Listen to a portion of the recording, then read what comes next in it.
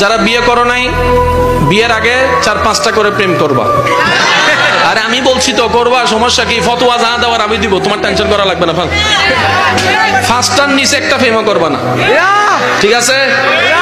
এবার ক, বিয়ে করতে কি ফ্রেশ চাও না আনফ্রেশ? আরো জোরে কর না, ফ্রেশ চাও তো? এবার ফ্রেশ দেওয়ার মালিক কে? আল্লাহ। একজনে বিয়ের আগে 10টা প্রেম করছে, আমি কই কারে বিয়ে করবি? কই একটারও করতাম না। তো বিয়ে করবি কারে? কই 100টা খুঁজা ফ্রেশ দেখে একটা বিয়ে করবো। সে 1000টা খুঁজা একটা বিয়ে করছে, 6 মাস পরে খবর পাই তার বউয়ে 20টা।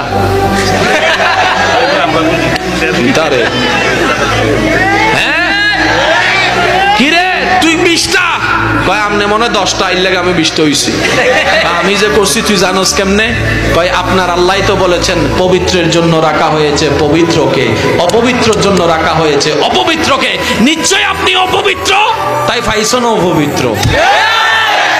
এবার সে যায় নামাজে, কয় আল্লাহ তোমার কাছে চাইলাম, এটা কি দিলা, এটা কি দিলা? আল্লাহ কয় আমি কিতা করছি?